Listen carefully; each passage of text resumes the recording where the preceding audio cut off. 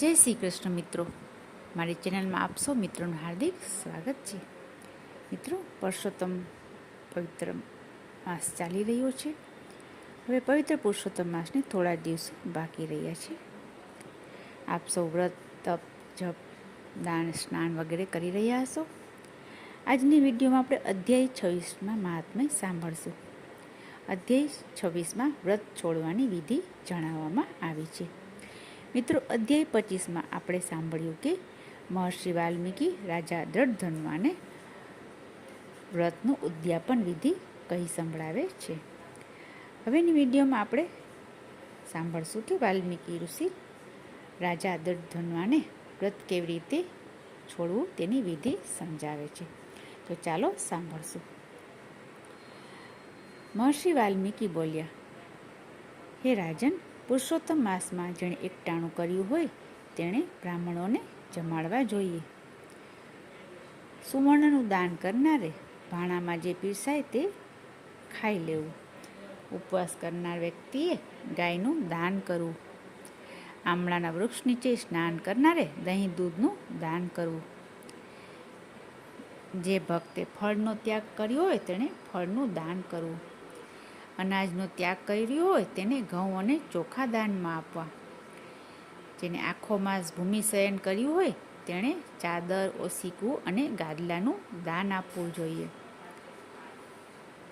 અને જે ભક્તે પાંદડા ખાઈને રહ્યો હોય તેણે ઘી સાકરવાળા સ્વાદિષ્ટ ભોજન બ્રાહ્મણને જમાડવા જોઈએ.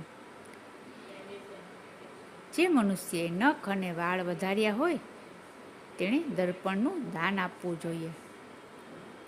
જે આખો માસ પગરખા પહેર્યા વગર રહ્યો હોય તેણે પગરખાનું દાન આપવું જોઈએ.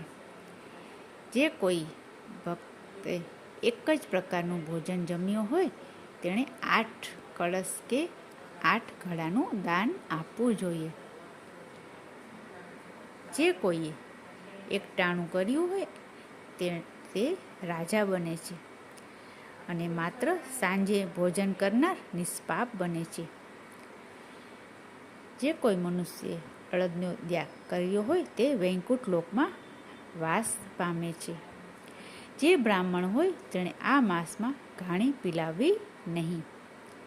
સુદ અને વદની એકાદશી કરનાર ગરુડે ચડી વૈકુંઠમાં વાસ કરે છે. હજી આગળ જણાવતા મહર્ષિ જણાવે છે કે રંગ, રોગી અને અશક્ત માણસોની સેવા કરવી અને યથાશક્તિ તેમને સહાયરૂપ થવું. આમ કરવાથી મનુષ્યની મનોકામના પૂર્ણ થાય છે અને મનુષ્યના પાપો દૂર થાય છે. આવી રીતે મહર્ષિ વાલ્મીકીના વચનો સાંભળી રાજા અને રાણીને ખૂબ જ આનંદ થયો અને તેમના વચન પ્રમાણે વર્તવાનો તેમણે નિશ્ચય કર્યો. તો મિત્રો, હવે આગળનું મહાત્મ્ય આપણે હવે પછીની વિડીયોમાં સાંભળશું. આપે જો હજી સુધી ચેનલને સબસ્ક્રાઈબ ન કરી હોય તો કૃપયા કરી લેશો, જેથી આપને વાર્તા મહાત્મ્ય દરરોજ સાંભળવા મળતા રહે. ફરીથી મળીશું બીજી વિડીયોમાં. ત્યાં સુધી જય શ્રી કૃષ્ણ, જય પુરુષોત્તમ ભગવાન.